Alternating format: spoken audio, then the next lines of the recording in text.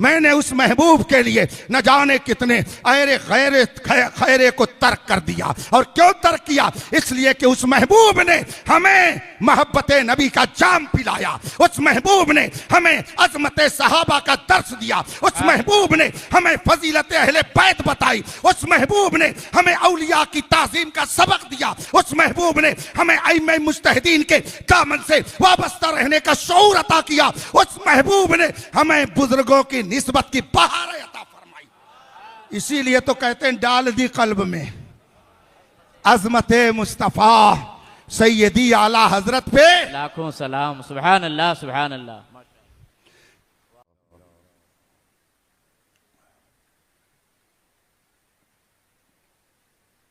अल्हम्दुलिल्लाहिल्लज़ी अब्दअल अफ़लाक वल अर्दीन वस्सलातु वस्सलामु अला मन कान नबिय्यन व आदमु बैनल माइ वत्तीन व अला आलिहि तय्यबीन व सहाबिहिल मुतहहरीन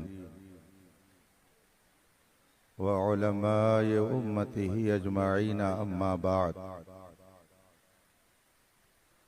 फ़अऊज़ु बिल्लाहि मिनश शैतानिर रजीम बिस्मिल्लाहिर रहमानिर रहीम।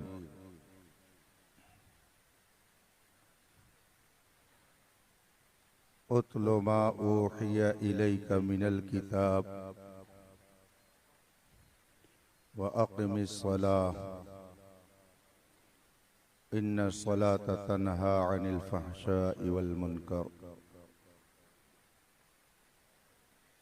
सदक़ल्लाहुल अज़ीम व सदक़ रसूलुहुन नबियुल अमीनुल करीम व नहनु अला ज़ालिका लमिनश शाहिदीन व शाकिरीन वल्हम्दुलिल्लाहि रब्बिल आलमीन। पोस्टर में दिए गए उन्वान की मुनासबत से थोड़ी देर आपका वक्त लेकर कुछ अर्ज करने की जसारत करूंगा, मगर आइए नबी कौनैन सरवरे दारैन मोहसिन कायनात मुअल्लिम इंसानियत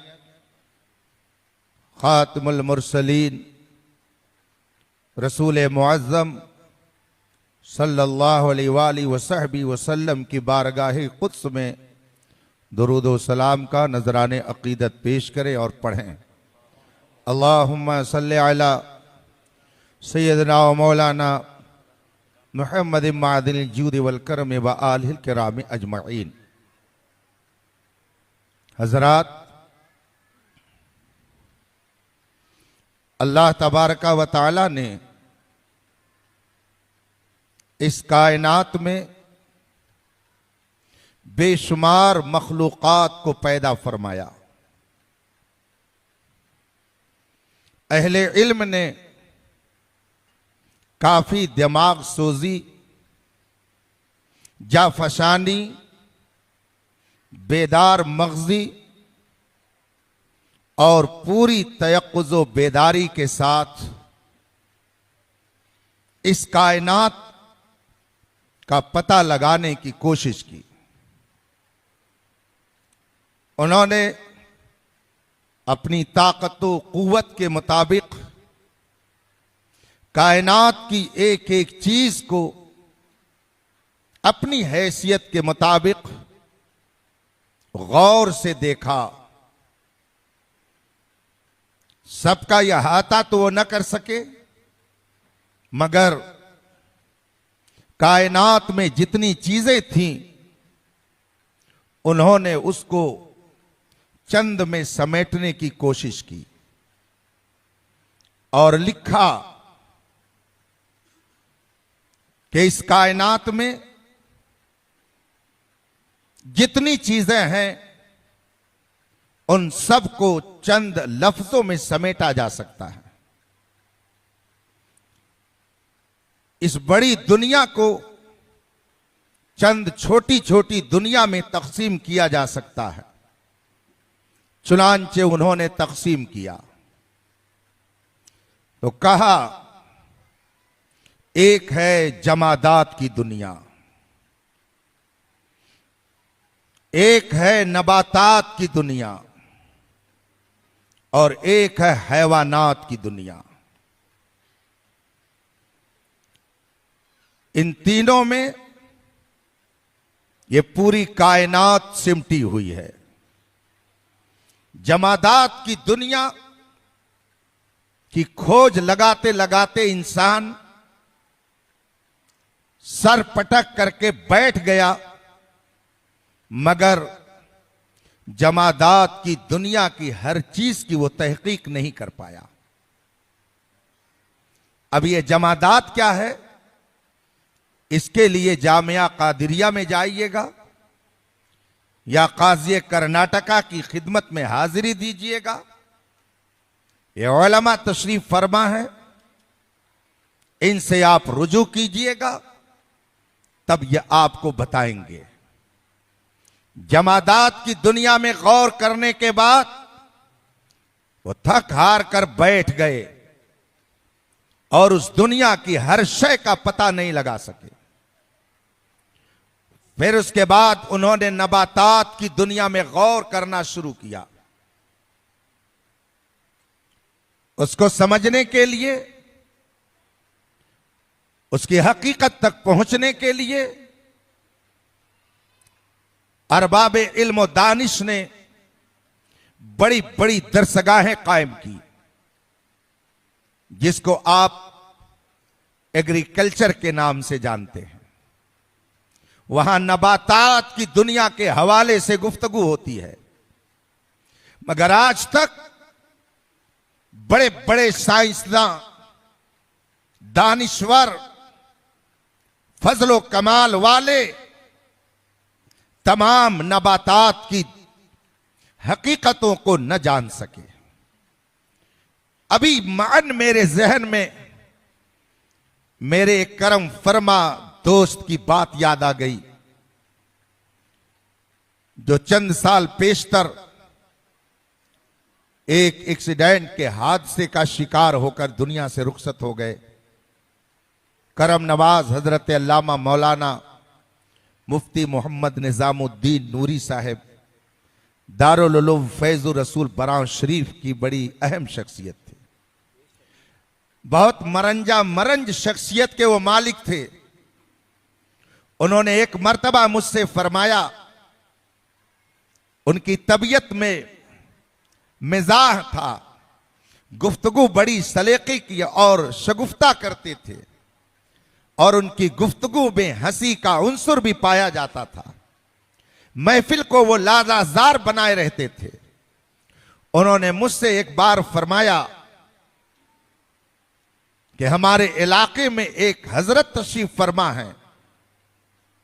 उन्होंने एक दुकान पर कह दिया कि जब मैं मदरसा छोड़कर घर आता हूं तो मुझे कोई ऐसा आलिम नहीं मिलता है कि जिससे मैं बात करूं, इसीलिए ज्यादातर वक्त मैं अपने घर ही में गुजारता हूं। किसी ने पूछा क्यों? कहा चूंकि मैं अरबी जबान ही बोलता हूं, उसी में मेरी आम तौर से गुफ्तगू होती है और इस इलाके में कोई ऐसा है नहीं जो मुझसे अरबी टू अरबी बात करे, इसलिए मैं ज्यादातर घर ही रहता हूं।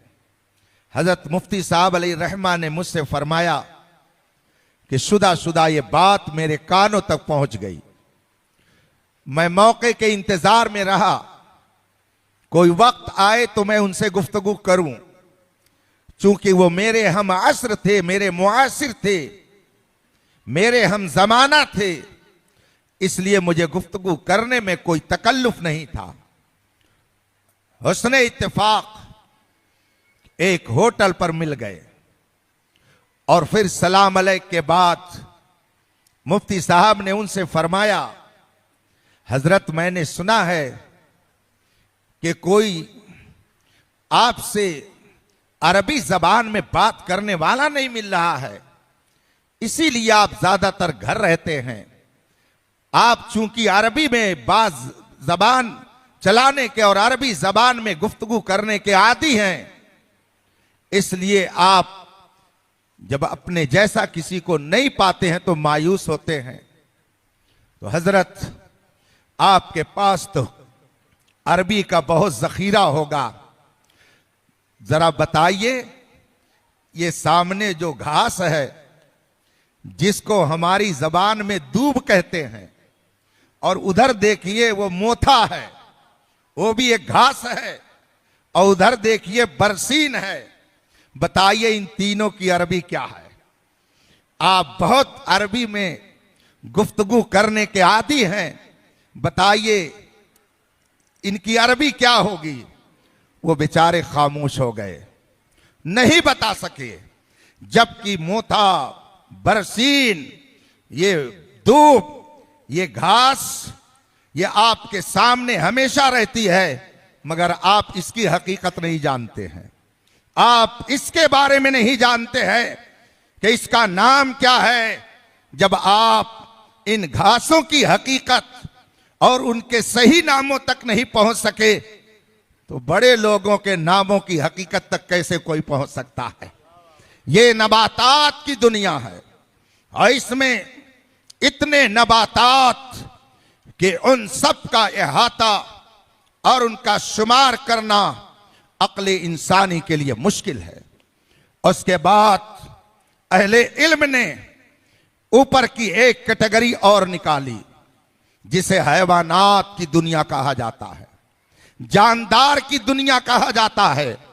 सारे इंसान हैवानात की दुनिया में गौर कर रहे हैं, आज भी तहकीक कर रहे हैं, मगर इस दुनिया में जानवरों की कितनी किस्में हैं, उनकी हकीकत क्या है, उनका दर्जा क्या है, उनका रुतबा क्या है, खुदा ने उन्हें पैदा किस लिए किया है, वो चीजें किस काम में आती हैं, अक्ल इंसानी इसका इहाता करने से कासिर है। मुझे याद आता है कि एक मौके पर आकाए नेमत हुजूर मुहद्दिस कबीर दामत बरकातुल आलिया ने अपने खिताब में अशिया की और चीजों की अहमियत बयान करते हुए फरमाया कि ये अजदहा, जिसे कोबड़ा कहा जाता है, जो बहुत ही जहरीला सांप होता है, इसे भी अल्लाह ने अगर पैदा किया तो उसको भी बेमर्तबा नहीं छोड़ा, उसका भी एक दर्जा है, उसकी भी एक जरूरत है, उसकी भी एक अहमियत है। और उसके बाद फिर हजरत ने बताया कि ये वो जहरीला सांप है, इसके जहर को अतिब्बा जब निकालते हैं तो उसे कोढ़ के मर्ज की दवा करार देते हैं।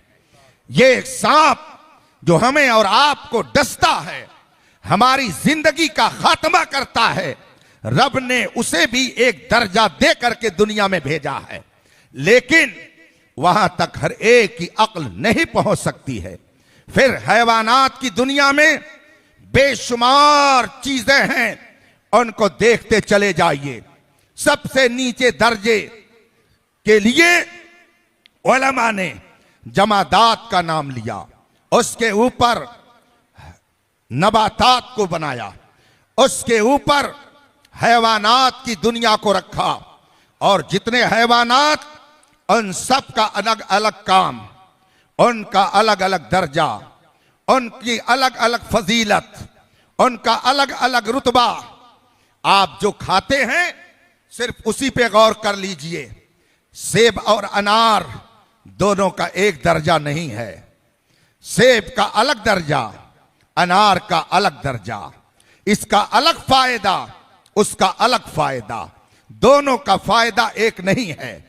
आप पाइनएप्पल इस्तेमाल करते हैं, आप अंगूर इस्तेमाल करते हैं, अंगूर का जायका अलग, उसका फायदा अलग, उसका दर्जा अलग, और सेब का दर्जा अलग, और दीगर फलों को आप ऐसे ही समझ लीजिए। क्या आप ये समझते हैं कि जिस रब्बे कदीर ने इतनी बड़ी जमादात की दुनिया को बनाया मगर सबका दर्जा एक नहीं रखा? मैं अगर मिसाल में एक एक को पेश करता चलूं तो सुबह हो जाएगी, और इस दुनिया का तस्करा खत्म नहीं हो सकता। पहाड़ जितने आपको नजर आते हैं ये सारे पहाड़ पत्थर हैं। पत्थर के ये पहाड़ पूरी दुनिया में पाए जाते हैं। लेकिन क्या सारे पत्थर और सारे पहाड़ एक ही दर्जे के हैं, एक ही मकाम है, एक ही रुतबे के हैं? नहीं, उनमें से हर एक के मकाम को अल्लाह ने अलग अलग तरीके से मुतय्यन फरमाया। पहाड़ों की दुनिया अलग है, मगर मुझे याद आता है हजरत अल्लामा इमाम जलालुद्दीन सुयूती शाफई रज़ी अल्लाह ताला अन्हो ने एक मकाम पर तहरीर फरमाया कि किसी ने सवाल किया, पहाड़ों में सबसे अहम रुतबा किस पहाड़ का है? ये पत्थर की दुनिया, पत्थरों की दुनिया में किसका क्या रुतबा है, इनमें किसका क्या दर्जा है? इमाम जलालुद्दीन सुयूती शाफई अलैहि रहमत व रिज़वान तहरीर फरमाते हैं, बाज़ उलमा ने कोहे काफ को सबसे अफजल करार दिया, बाज़ उलमा ने तूर पहाड़ को सबसे अफजल करार दिया और बाज़ उलमा ने उहद पहाड़ को सबसे अफजल करार दिया। इमाम जलालुद्दीन सुयूती फरमाते हैं, मेरा विजदान कहता है, मेरा दिल कहता है, मेरी अकीदत कहती है, मेरा ईमान कहता है, इन सारे पहाड़ों में उहद पहाड़ का रुतबा सबसे बुलंद है। ये सबसे बुलंद पहाड़ है, सबसे अजीम रुतबा इस पहाड़ का है। और आगे फरमाते हैं वजह क्या है, इसका मकाम सबसे बुलंद क्यों है? इमाम जलालुद्दीन अलैहि रहमत व रिज़वान तहरीर फरमाते हैं कि ये वो पहाड़ है जिसके बारे में सारी कायनात का इल्म रखने वाले मेरे मुस्तफा ने फरमाया है, उहद युहिब्बुना व नुहिब्बुहु। ये पहाड़ वो है जो मुझसे मोहब्बत करता है, ये पहाड़ वो है जिसके दिल में मेरी मोहब्बत है और मैं भी इससे मोहब्बत करता हूं। अगर पहाड़ मुस्तफा से मोहब्बत करे तो सारे पहाड़ों में वो सबसे अफजल हो जाए, तो इंसानों में जो नबी से मोहब्बत करे, बताइए उसका मकाम कौन समझ सकता है? ये पहाड़ों की दुनिया है। नारे रिसालत मसलके आला हजरत, सुभान अल्लाह सुभान। नबातात की दुनिया में अगर आइए तो उस पर भी आपको बहुत कुछ सुनने को मिल जाएगा। और फिर हैवानात की दुनिया में आइए तो सुभान अल्लाह, कौन ऐसा जानवर है जो मेरे मुस्तफा से मोहब्बत नहीं करता है? आला हजरत फरमाते हैं, मेरे मौला की है बस शान अजीम, जानवर भी करें जिनकी ताजीम, संग करते हैं अदब से तस्लीम, पेड़ सजदे में गिरा करते हैं। ये शान मुस्तफा है। जमादात भी उनका शहदाई, नबातात भी उनका शहदाई, और जो जितना ज्यादा शहदाई उसका रुतबा उतना ही बुलंद। जब सारे पहाड़ बराबर नहीं, सारे नबातात बराबर नहीं, सारे हैवानात बराबर नहीं, तो ये हजरत इंसान सब कैसे बराबर हो सकते हैं? अब हैवानात की दुनिया में जब आए तो इन्होंने अपने आप में गौर किया, इंसानों की दुनिया में गौर करना शुरू किया। ये इंसान क्या है, इसकी हकीकत क्या है, इंसान कहते किसको हैं? जब इस पे गौर करने लगे तो किसी ने कुछ कहा, किसी ने कुछ कहा, किसी ने कोई डिफाइन किसी तरीके से किया। मंतिकियों ने सोचा लाओ जरा हम भी अपनी काबिलियत का इजहार कर दें। अब उन्होंने कहा इंसान कहते हैवाने नातिक को, इंसान की हकीकत हैवाने नातिक है। आप लोगों में से कम लोग हैं जिनके पल्ले ये गुफ्तगू पड़ेगी। ये सामने तलबा है, इधर भी उलमा और तलबा है। इंसान की हकीकत क्या है, इंसान कहते किसको हैं? मंतिकियों ने इस पर बहस की और बहस करने के बाद कहा इंसान हैवाने नातिक को कहते हैं। हैवान जानदार, नातिक जिसके अंदर गौर व फिक्र की सलाहियत हो। इंसान इन दोनों चीजों का मजमुआ है, इसे हैवाने नातिक कहा जाता है। और जब बड़े बड़े मंतिकियों ने इस पर मोहर लगा दी और कहा हाँ ये वेरी गुड, बड़ी अच्छी तारीफ है। ये तारीफ जवाहरुल मंतिक में भी है, यही तारीफ मिरकात में भी है, यही तारीफ शरह तहजीब में भी है, यही तारीफ कुतुबी में भी है, यही तारीफ मुल्ला हसन में भी है, यही तारीफ मुल्ला जलाल में भी है, यही तारीफ जाहिदिया में भी है। ऊपर तक चले जाइए, आप लोगों ने नाम भी न सुना होगा। जब ये सारी किताबें इमाम अहमद रजा के सामने पहुंचती हैं, इमाम अहमद रजा ने जब इन किताबों को देखा तो सबने एक तरफ से यही तारीफ की, इंसान हैवान नातिक को कहते हैं, इंसान हैवान नातिक को कहते हैं। अब इमाम अहमद रजा जैसा दानिश्वर, इमाम अहमद रजा जैसा मुफक्किर, इमाम अहमद रजा जैसा फलासफी, इमाम अहमद रजा जैसा मुतकल्लिम, इमाम अहमद रजा जैसा मंतिकी, इमाम अहमद रजा जैसा वसूली, इमाम अहमद रजा जैसा फकीह, इमाम अहमद रजा जैसा मुहद्दिस, इमाम अहमद रजा जैसा मुदब्बिर 200 साल के अंदर पूरी दुनिया में कोई नजर नहीं आता है। आइए, इमाम अहमद रजा ने जब इस तारीफ पर गौर किया तो क्या फरमाया। अल मलफूज उठा करके देखिए। मैं नसीहत करने के काबिल तो नहीं, मगर अपने इन तलबा से मैं ये जरूर कह करके जाऊंगा, इकरा का पैगाम आपके लिए है। पढ़ो पढ़ो, जब कुरान पढ़ोगे, जब हदीस पढ़ोगे, जब कुतुबे फिक्र पढ़ोगे, जब तफासिर की किताबें पढ़ोगे तो इल्म का जलवा नजर आएगा। इमाम अहमद रजा की अजमत का सिक्का दिल पे चमता चला जाएगा। फिर आप कहेंगे इमाम अहमद रजा सिर्फ एक मौलवी का नाम नहीं है, इमाम अहमद रजा मुस्तफा के एक मोजिज़े का नाम है।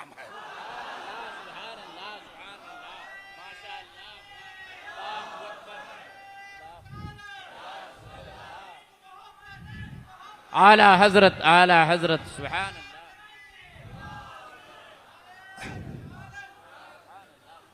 हमारी देहाती जबान में यूपी में एक लफ्ज इस्तेमाल किया जाता है, एक जुमला बोला जाता है, बंदर क्या जाने अदरक का स्वाद। इधर भी बोला ही जाता होगा, और मुझे मालूम हुआ कि इस इलाके में बिना रस के लोग ज्यादा हैं। अरे गलत बोल दिया, बिना रस नहीं बल्कि बना रस है, यानी ये बिगड़ा रस नहीं है बल्कि बना रस है। और बना रस है तो उसको पीना ही चाहिए।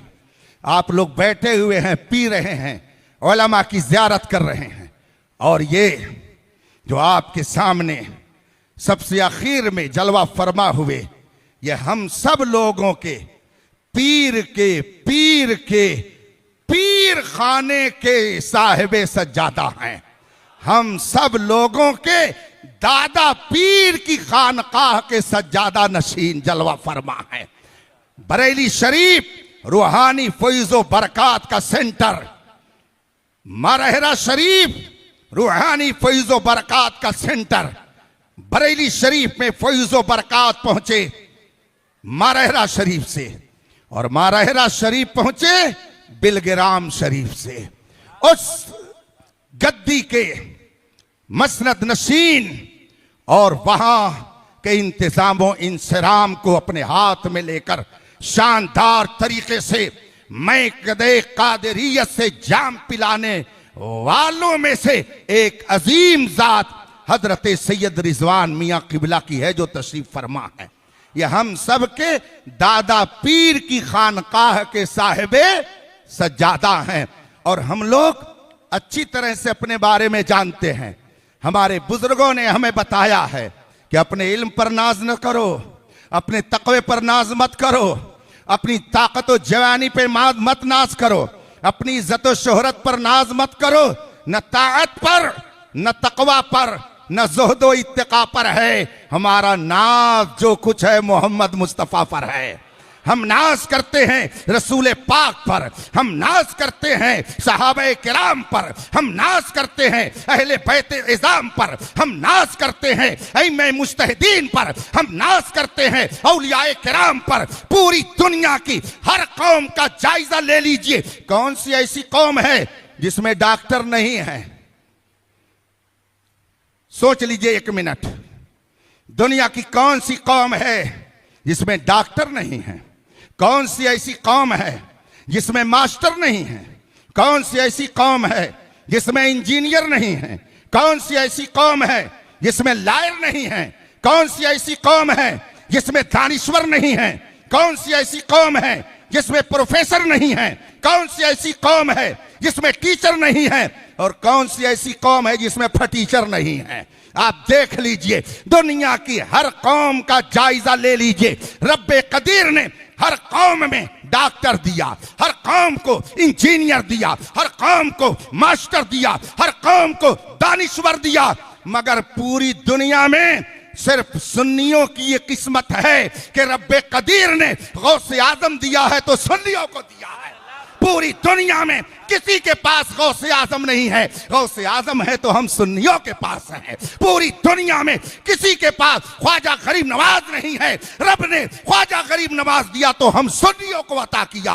पूरी दुनिया में किसी के पास सिद्दीक अकबर नहीं है, सिद्दीक अकबर खुदा ने दिया है तो हम सुन्नियों को दिया। और पूरी दुनिया में किसी के पास मौलाए कायनात नहीं है। सुभान अल्लाह, सुभान अल्लाह। पूरी दुनिया में किसी के पास शहीद आजम नहीं है। पूरी दुनिया में किसी के पास मुजद्दिद आजम नहीं है। पूरी दुनिया में किसी के पास इमाम आजम नहीं है। ये बुजुर्ग हस्तियां खुदा ने दिया तो हमें और आपको दिया है। जिसके पास ये ज़वाते कुदसिया हों उनको घबराने की जरूरत नहीं है। मैं क्या अर्ज कर रहा था कि आला हजरत ने जब मंतिकियों की इस तारीफ को देखा तो गौर किया और ऐसा जानदार तबसरा किया, ऐसी शानदार इल्मी बात कही और इस तरीके से मंतिकियों का और फलसफियों का मजाक उड़ाया है। ये मेरे उस्ताद गिरामी इमामुल उलमा हुजूर मुफ्ती शब्बीर हसन रज़वी अलैहि रहमत व रिज़वान एक जगह तहरीर फरमाते हैं कि सकरातो बुकरात भी मेरे इमाम अहमद रजा के सामने बौने नजर आते हैं। उनके फजलो कमाल की चांदनी से पूरी दुनिया मुनव्वर है। इमाम अहमद रजा के फजलो कमाल की चांदनी से पूरी दुनिया रोशनी हासिल कर रही है। इमाम अहमद रजा ने मंतिकियों की इस तारीफ का ऐसा मजाक उड़ाया है, ऐसा मजाक उड़ाया है और फरमाया कि जनाबों को अभी अपनी हकीकत का पता ही नहीं है और हकीकत बारी और हकीकत पैगंबर में बहस करने चलते हैं। जिसे अपनी हकीकत का न पता हो उसे दूसरों की हकीकत में गौर करने का कब मौका मिलता है। अक्लमंद आदमी वो है जो पहले अपनी हकीकत में गौर करे। इसीलिए बुजुर्गों ने फरमाया मन अरफा नफ्सा फकद अरफा रब्बा, जिसने खुद को पहचाना उसने खुदा को पहचान लिया। अपनी पहचान है ही नहीं और सहाबा को पहचानने चले, अपनी पहचान है ही नहीं, अहले बैत को पहचानने के लिए चले हैं। अपनी पहचान है ही नहीं, ऐमे मुज्तहिदीन के सामने आंखें दिखाने चले हैं। लेकिन शायद उन्हें नहीं मालूम कि खुदावंद कुद्दूस जिसे इज्जत देता है दुनिया की कोई ताकत उसे जलील नहीं कर सकती, और जिसे जलील करता है दुनिया की कोई ताकत उसे इज्जत नहीं दे सकती है। दरूद पाक पढ़े अल्लाहुम्मा सल्ली अला सय्यदना व मौलाना मुहम्मद मादिनी जूद वल करम व आलिल किराम अजमईन। अच्छा चलिए जरा सा अब थोड़ी सी गुफ्तगू और आगे बढ़ाई जाए। ओहद पहाड़ अफजल है या कोहे काफ? आपके सामने मैंने किसका जिक्र किया? ओहद पहाड़ का। ओहद पहाड़ अफजल इसलिए कि उसके अंदर मोहब्बत नबी पाई जाती है। ओहद पहाड़ अफजल है, इसको आपने नहीं जाना, बुजुर्गों ने जाना और बुजुर्गों ने बाद के लोगों को पहुंचाया, बाद के लोगों ने बाद के लोगों को पहुंचाया। अच्छा, सेब भी ताकतवर फल है, अंगूर भी ताकतवर फल है, अनार भी ताकतवर फल है, मगर अनार की खुसूसियत अलग है, सेब की खुसूसियत अलग है। ये आपने खुद तहकीक करके जाना है। आप में से कोई है ऐसा कि जिसने खुद लेबोरेटरी में जा करके, रसदगाह में जा करके शुआओं को देखा, चांद की चांदनी को देखा, सूरज की रोशनी को देखा, और उसके बाद में फिर उसने फैसला किया कि इन दोनों में कौन सबसे बेहतर है, किसकी कुव्वत कितनी ज्यादा है। आपने खुद से जाना है? नहीं, इसमें से कौन किस ताकत का है, कौन किस कुव्वत का है, ये आपने नहीं खुद जाना। इसको डॉक्टरों ने बताया, इसको हकीमों ने बताया, इसको तबीबों ने बताया। उन्होंने तहकीक की, उन्होंने रिसर्च किया, उन्होंने उसमें गौर फिक्र किया और उसके बाद में तजर्बा किया। फिर उन्होंने कहा कि इसके अंदर विटामिन ज्यादा है, इसके अंदर कुछ कम है। ये दोपहर में खाया जाएगा तो इसका ज्यादा नफा होगा, ये शाम को खाया जाएगा तो इसका नफा ज्यादा होगा। ये आपने खुद नहीं जाना है, बल्कि बड़ों ने आपको बताया है और उसको आप मान रहे हैं। जिस किसी से पूछिए वो कहेगा हाँ, खांसी आ रही हो तो अमरूद मत खाना, खांसी आ रही हो तो केला मत खाना। आप में से कौन है जिसने तहकीक किया है? जरा खड़ा हो जाए और मुझे बताए। वो कहेगा हजरत मैंने खुद नहीं तहकीक किया है, बल्कि हमको बड़ों ने बताया है तो हमने उसे मान लिया है। उन्होंने हमें सिखाया है तो हमने जान लिया है, हमने खुद नहीं तहकीक की है। बड़ों पर हमारा एतमाद है, बड़ों पर हमारा भरोसा है। और अगर आपको भरोसा नहीं तो जाइए भकोसिए, जाइए खांसी में खूब ज्यादा खाइए अमरूद, कौन मना करता है। लेकिन जब खांसी आएगी तब पता चलेगा, जब सीने में दर्द उठेगा तब पता चलेगा। खूब खांसी आ रही हो और खूब ठंडा शरबत पीजिए, बर्फ जमाया हुआ खूब पी लीजिए, खूब शानदार आपकी खांसी शानदार तरीके से ठीक हो जाएगी, पता चल जाएगा।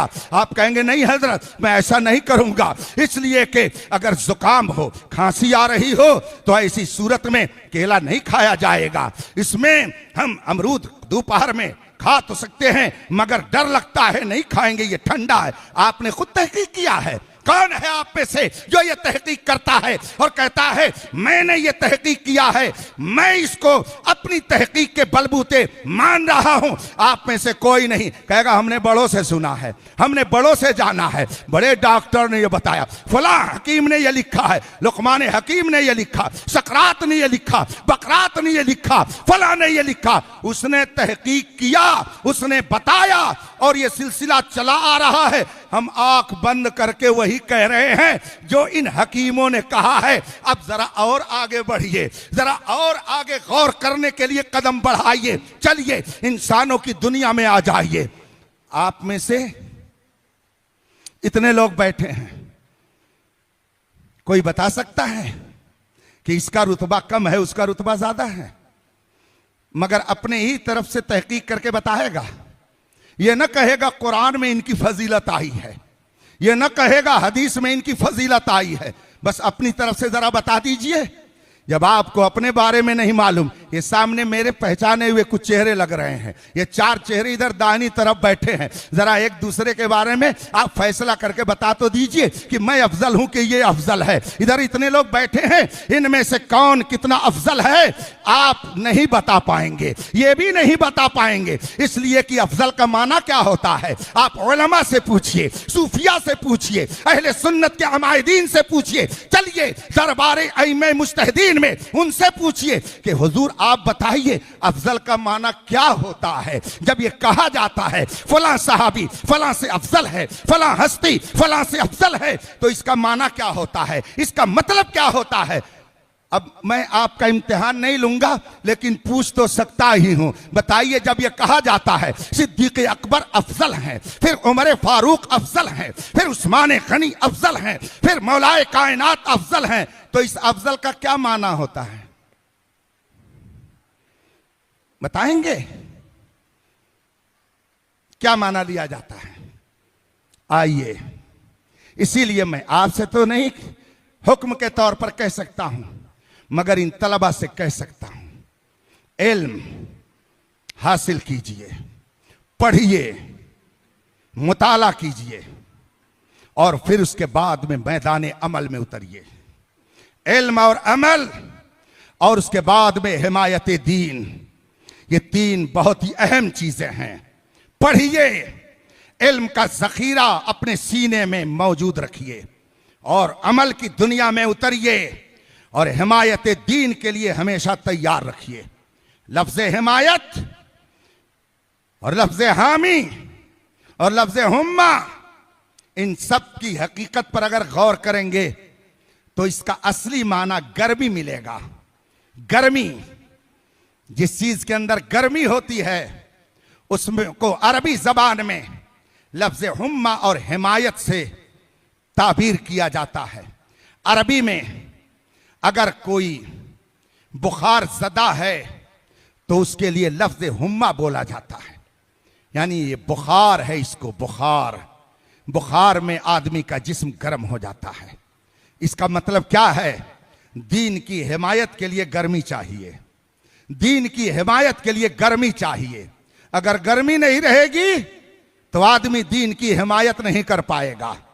और याद रखिए, आप रोजाना हजारों चीजें देखते रहते होंगे मगर उनसे नसीहत नहीं लेते हैं। मैं तो ये नहीं कहता कि आप किसी भी चीज से नसीहत नहीं लेते, लेकिन थोड़ी देर के लिए मैं अर्ज कर दूं, जाइएगा जरा खोल करके सब लोग अपनी फ्रिज को देख लीजिएगा। जब आप फ्रिज खोलेंगे तो उसमें एक रेफ्रिजर मिलेगा, उसके नीचे और भी खाने हैं। अगर आपने ले जा करके उसमें पानी रख दिया, ये पानी जो बह रहा था, ये पानी जो हरकत कर रहा था, ये पानी जो इधर उधर बह रहा था, जब आप फ्रिज में ले जा करके रखेंगे आप देखेंगे कुछ देर के बाद वो जम जाएगा। वो क्यों जम जाता है? उसके जमने की वजह क्या है? इसमें साइंस के तलबा भी हो सकता है बैठे हो, आप भी इस मसले को समझते हैं। ये कोई ऐसा नजरी मसला नहीं है कि जिसके लिए गौर व फिक्र की जरूरत पड़े। बात यह है कि उस पानी को जब आपने फ्रिज में ले जा करके रखा तो मशीन के जरिया उस पानी की गर्मी को, उसकी हरारत को मशीन के जरिया निकाल करके बाहर कर दिया गया। और जब हरारत निकल गई, उसकी गर्मी निकल गई तो वो जम गया, अपनी जगह पर बैठ गया। अब वो हरकत में नहीं रहेगा, वो बहेगा नहीं, बल्कि किसी को पाक भी नहीं कर पाएगा। अगर धुला जाए तो कोई कपड़ा पाक भी नहीं होगा। देखा है आपने, जब तक उसके अंदर गर्मी थी तब तक वो बह रहा था, वो खुद भी पाक था और दूसरों को पाक कर भी रहा था। लेकिन जब उसकी गर्मी निकल गई, अपनी जगह पर बैठ गया। अब वो किसी को पाक नहीं कर सकता है, वो चल नहीं सकता है, वो दौड़ नहीं सकता है, वो बह नहीं सकता है। कम से कम उस फिर से तो नसीहत लेते कि आखिर ये कौम मुस्लिम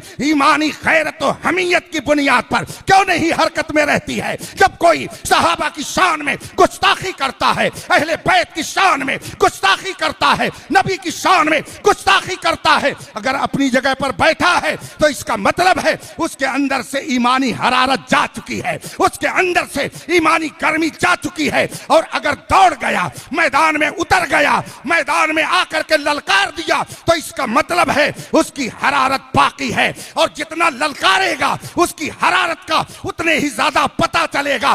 200 सदी के अंदर इमाम अहमद रजा जैसा इल्मी गर्मी वाला, गैरत ईमानी वाला आपको दुनिया के अंदर मिल नहीं सकता है। इसीलिए मैदान में कूद करके कहा, किल के रजा है, खंजर है, खूंखार बरकबार, आदा से कह दो खैर मनाए नशर। नारे तकबीर, नारे रिसालत, मसलके आला हजरत, मसलके आला हजरत, शाने मौलाए कायनात, शाने सहाबा, नारे रिसालत।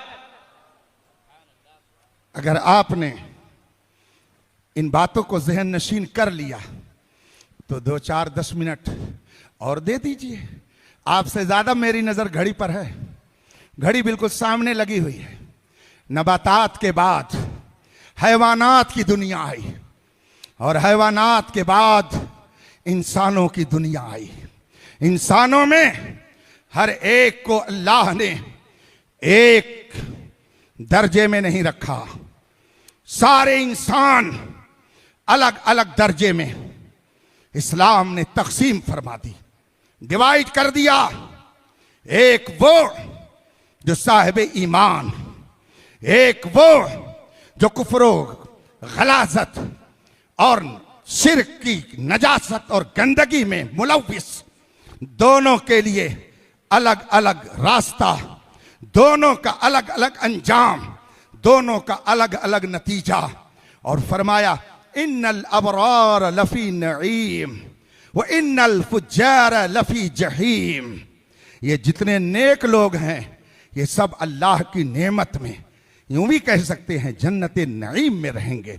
और ये जितने बदकार हैं ये सब के सब इन्नल फुज्जार लफी जहीम, ये सब जहन्नम में चलेंगे। दोनों का दर्जा एक नहीं। और फिर इनमें ये सब एक दर्जे के नहीं और इधर भी सब एक दर्जे के नहीं। इधर के जो हैं इनका दर्जा अलग, इधर के जो हैं इनका दर्जा अलग। ये दर्जा आपने कैसे जाना? आपको किसने बताया? मुझे किसने बताया? कुरान ने बताया, हदीस ने बताया। कुरान और हदीस ने किसके सामने अपनी बात को रखा? कौन है हम में से जिसने कुरान को डायरेक्ट सुना है? कौन है हम में से जिसने हदीस मुस्तफ़ा को डायरेक्ट सुना है? आप कहेंगे हजरत हमने कुरान में पढ़ा है मगर हमने तो डायरेक्ट कुरान नबी से नहीं सुना है। हमने कहा चलिए ठीक है, इतना तो मानते हैं ये दोनों तबके एक दर्जे के नहीं हैं। कहा हाँ मानते हैं। हमने कहा जरा और आइए, ये जितने तबके हैं ये एक तबका जिसको कुफ्फार और फुज्जार से ताबीर किया गया, क्या ये सब बराबर हैं? आप कहेंगे नहीं हजरत ये सब बराबर नहीं है, इनके दर्जे अलग अलग है। हमने कहा बताइए इनमें सबसे घटिया कौन है? इनमें सबसे गया गुजरा कौन है? सबसे बदकार इसमें से कौन है? और किसका ठिकाना सबसे गई गुजरी जगह में होगा? तो आप कहेंगे कुरान ने फरमाया है इन्नल मुनाफिकीना फी दरकिल अस्फले मिनन नार, जो मुनाफिक है वो जहन्नम के सबसे नीचे तबके में रहेंगे। उनका दर्जा अलग हुआ, फिर और कुछ ऊपर, फिर और कुछ ऊपर, इनके दर्जे अलग, इनका अंजाम अलग। अब हमने कहा जरा इधर भी चलें, जरा इधर भी नजर दौड़ाएं और फिर देखें इनका क्या मकाम है, इनका क्या दर्जा है, इनका क्या रुतबा है। तो पहले हमने जाना, हमने सोचा कि जरा ये तो मालूम कर लें कि अगर हमको इनमें से किसी को किसी पर अफजल करार देना है तो पहले अफजल का माना मुतय्यन कर लें, तब हम एक दूसरे से एक दूसरे को अफजल कहें, एक दूसरे से एक दूसरे को बरतर कहें। तो आप बताइए अफजल का क्या माना आप समझते हैं? झगड़ा तो कर रहे हैं, झगड़ा नहीं बल्कि रगड़ा कर रहे हैं। वो अफजल है, वो अफजल है। हजरत अली अफजल हैं कि हजरत अबू बकर अफजल हैं? झगड़ा तो कर रहे हैं। बताइए अफजल का क्या माना होता है? जब ये कहा जाता है सिद्दीक अकबर सबसे अफजल, आपके बाद उमर फारूक आजम, आपके बाद फलां, आपके बाद फलां, तो क्या मतलब होता है इसका? मेरे भाइयों इसीलिए मैं कह रहा हूं सच्चे उलमा के दामन से वाबस्ता रहो, वरना दावा करते रहेंगे मगर उस दावे का माना क्या होता है वही नहीं समझ पाएंगे, तो बड़ा मुश्किल हो जाएगा। आपको मैं चंद लफ्जों में ये बताता हूं कि जब हम बोलते हैं फलां सहाबी फलां से अफजल, फलां सहाबी फलां से अफजल, तो उसका माना क्या होता है, उसका मफहूम क्या होता है? मैं उसको चंद लफ्जों में अर्ज करता हूं। हमारे सारे उलमा बहार शरीयत से लेकर शरह अकायद, शरह मवाकिफ, वहां तक की अकीदे की सारी किताबें, बल्कि उसके ऊपर तक नसीम और रियाज जो शरह है शिफाल अल्लामा काजी अयाज की, उसके ऊपर शरह फिक़ह अकबर जो मुल्ला अली कारी की है, उसके ऊपर फिक़ह अकबर जो सैयदना इमाम आज़म की है। आप इन सारी किताबों को देखिए और अगर सबका मौका न मिले तो बहार शरीयत तो इल्ला माशा अल्लाह हर एक के घर में तो कोई ना कोई हिस्सा मिल ही जाएगा। आप ये कह करके नहीं जा सकते हैं कि मेरे घर में नहीं है। मोबाइल हर एक के पास है और हर एक के मोबाइल में अल मकतबतुश शामिला किताबों का वो जखीरा जमा हो सकता है और उसी में देख करके वो अपनी मालूमात में इजाफा कर सकता है। इसलिए मत कहिए हमारे पास किताब नहीं है। अगर कोई मुझसे कहता है हजरत ये मसला कैसे है, मैं उससे कहता हूं घर में कोई किताब हो देख लीजिए, वो कहते हजरत कोई किताब नहीं। मैं कहता हूं बहार शरीयत है कि नहीं है, कहते हजरत वो भी नहीं है। तो मैं कहता हूं मोबाइल खोलिए, उसमें देखिए बहार शरीयत मौजूद है। आपको किसी के पास जाने की जरूरत नहीं है। बहार शरीयत उर्दू में है, बहार शरीयत हिंदी में है, बहार शरीयत इंग्लिश में है। आप ये भी नहीं कह सकते हजरत हम साउथ के रहने वाले हैं, हम उर्दू सही ढंग से नहीं पढ़ पाते हैं, ये उज्र भी नहीं चलेगा। इंग्लिश में भी है, हिंदी में भी है, उर्दू में भी है। दुआ कीजिए कि अरबी में भी बहार शरीयत आ जाए और ऐसे उलमा का एक ग्रुप तैयार हो जाए जो बहार शरीयत को अरबी में लिख करके अरब दुनिया वालों के सामने पेश कर दे कि यह अहमद रजा की किताब नहीं है बल्कि उनके शागिर्द की किताब है। इस किताब की जब यह अजमत है, उस्ताद की किताब फतावा रज़वियत की अजमत को कौन समझ सकता है? पढ़िए। तो मैं और बड़ी किताबों का हवाला इस वक्त नहीं, बहार शरीयत ही का हवाला दे रहा हूं ताकि कोई ये ना कहे कि अल्लम गल्लम शायद मार करके चले गए। हम लोग अल्लम गल्लम वालों में से नहीं हैं। हाँ, अगर कोई अल्लम गल्लम करता है तो भल्लम दिखाने वालों में से जरूर हैं। बहार शरीयत उठाइए, अकीदे तौहीद, अकीदे रिसालत और उसके बाद फिर अकीदे इमामत व खिलाफत, अकीदे सहाबियत का तज़किरा पढ़िए। हुजूर सदुर शरिया खलीफा आला हजरत मोहसिन अहले सुन्नत उस्ताद मुतलक फिल हिंद अल्लामा अमजद अली आज़मी अलैहि रहमत व रिज़वान बहार शरीयत में पहले ही हिस्से में, पहले ही जुज में फरमाते हैं कि आखिर जब हम बोलते हैं हजरत सिद्दीक़ अकबर सारे सहाबा में सबसे अफजल, तो इस अफजल का माना क्या होता है? वो फरमाते हैं अफजल का माना होता है खुदा की बारगाह में, गौर से सुनिएगा, खुदा की बारगाह में सबसे ज्यादा करीब कौन है? अफजल का माना क्या हुआ? खुदा की बारगाह में सबसे ज्यादा करीब कौन है? खुदा की बारगाह में सबसे ज्यादा सवाब किसका है? खुदा की बारगाह में सबसे अजीम रुतबा किसका है? यह है अफजल का माना। अफजल का माना यह है कि खुदा की बारगाह में कौन ज्यादा करीब है। तो आप बताएंगे खुदा की बारगाह में कौन ज्यादा करीब है? आप तो अभी मोमिनों से करीब नहीं हो सके, वलियों से करीब नहीं हो सके, नबियों से करीब नहीं हो सके। आपको क्या पता खुदा से कौन ज्यादा करीब है? ये वही बताएगा जो खुदा के दरबार में रसाई रखता है और वो जात मोहम्मद रसूलुल्लाह। 1400 साल के बाद जिनको पेशाब करने का ढंग नहीं,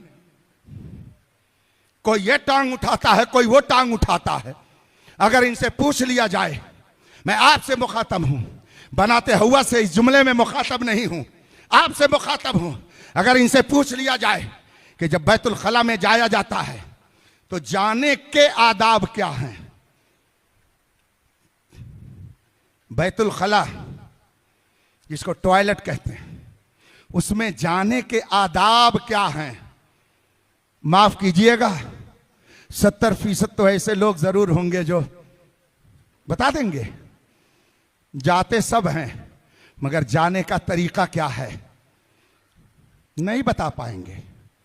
ये मैं जानता हूं, इसलिए कि मैं नफ्सियात के हवाले से इमाम गजाली की किताबों का मुताला करता हूं। उनकी किताबों का मुताला करने से नफ्सियात का पता चलता है। मैं कोई इल्म गैब थोड़ी रखता हूं, लेकिन मैंने कसम खा के कह दिया था आपके इसी बिंगलौर की सरजमीन पर कि खुदा की कसम तुम नहीं पढ़ सकते हो। ये मैंने कहा था, खुदा की कसम खा के कहा था, और दुनिया ने देख लिया कि वो नहीं पढ़ सका, वो नहीं पढ़ सका। और दुनिया ने देख लिया कि जहालत का पुलंदा किस तरीके से मौलाए कायनात का नाम लेकर उम्मत मुस्लिमा में इंतशार पैदा कर रहा है। लेकिन मौलाए कायनात ने भी कैसा तीर चलाया। आदमी अपने महबूब का नाम नहीं जानेगा। हमसे कोई ख्वाब में भी पूछे, ख्वाब में भी पूछे कि बरेली के बड़े मौलाना का नाम क्या था, तो हम कहेंगे अहमद रजा नाम था। आप अगर पूछे ख्वाब में कि उनके घर वालों ने क्या नाम रखा था, तो मैं कहूंगा उनका तारीखी नाम अल मुख्तार रखा गया था। मुझसे पूछेंगे कि घर वालों ने और क्या कह के पुकारा, तो मैं कहूंगा घर वालों ने उन्हें प्यार में अमन मियाँ कह करके पुकारा था। मैं कहूंगा कि उनका नाम खुद उनके जरिया कौम के दरमियान कैसे आया, तो मैं कहूंगा उनका नाम अब्दुल मुस्तफ़ा था। ये नाम खुद उन्होंने रखा था। मैं ख्वाब में भी बता दूंगा, इसलिए कि वो मेरे महबूब हैं। मैंने उस महबूब के लिए न जाने कितने अरे खैरे को तर्क कर दिया। और क्यों तर्क किया? इसलिए कि उस महबूब ने हमें मोहब्बत नबी का जाम पिलाया। उस महबूब ने हमें अजमत सहाबा का दर्स दिया। उस महबूब ने हमें फजीलत अहले बैत बताई। उस महबूब ने हमें औलिया की ताजीम का सबक दिया। उस महबूब ने हमें अइम्मे मुज्तहिदीन के दामन से वाबस्ता रहने का शऊर अता किया। उस महबूब ने हमें बुजुर्गों की निस्बत की बहार अता फरमाई। इसीलिए तो कहते हैं डाल दी कल्ब में अजमत मुस्तफ़ा सैयदी आला हजरत पे लाखों सलाम। सुभान अल्लाह सुभान अल्लाह।